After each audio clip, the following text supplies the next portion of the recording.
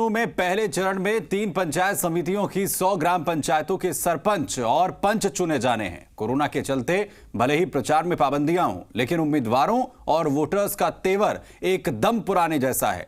उम्मीदवार पीएम मोदी की कार्यशैली पर वोट मांग रहे हैं। उम्मीदवार कह रहे हैं कि अगर चुनाव जीत गए तो पीएम मोदी की तरह 18 घंटे मेहनत करेंगे।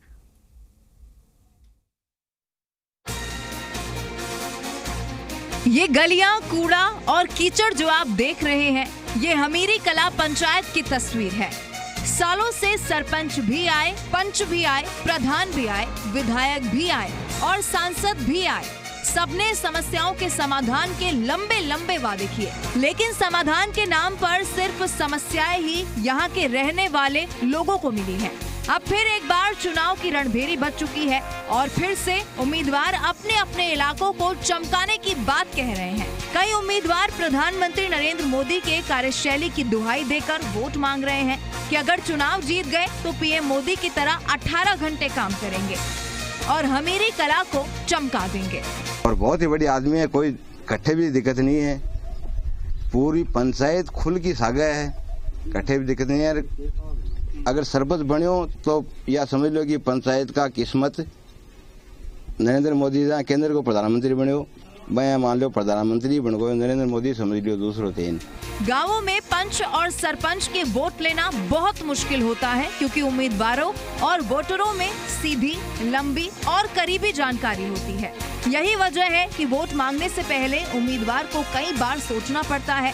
वहीं गांव में बोलने वाले भी अपने ही बीच से खड़े हुए उम्मीदवारों को खरी खरी सुना देते हैं।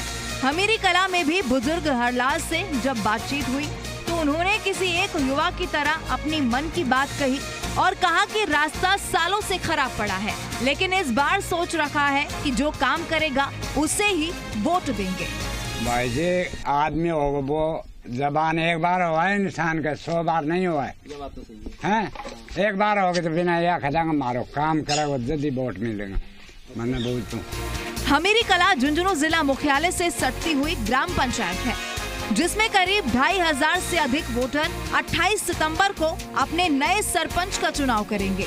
गांव में सबसे बड़ी समस्या गंदे पानी की निकासी और झुंझुनू शहर के मोड़ा पहाड़ से आ रही सड़क पूरी गांव तक बने तो स्कूल क्रमोन्नत, गांव में चिकित्सकों की व्यवस्था और साफ सफाई भी बड़े मुद्दे हैं।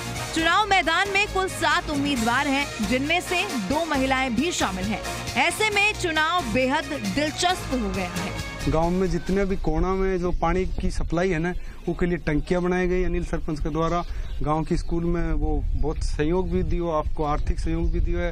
उसके बाद में जो छोटी मोटी रोड है, अभी आपके पास में रोड है, ये घरा से कनेक्ट कराई गई सारी की सारी। कोई एक रास्ता को नहीं गाँव में कि एक छोटा सा रास्ता छोड़ के कि सारी रोड है।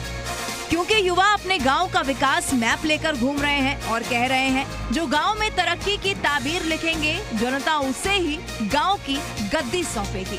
संदीप केडिया, जी मीडिया।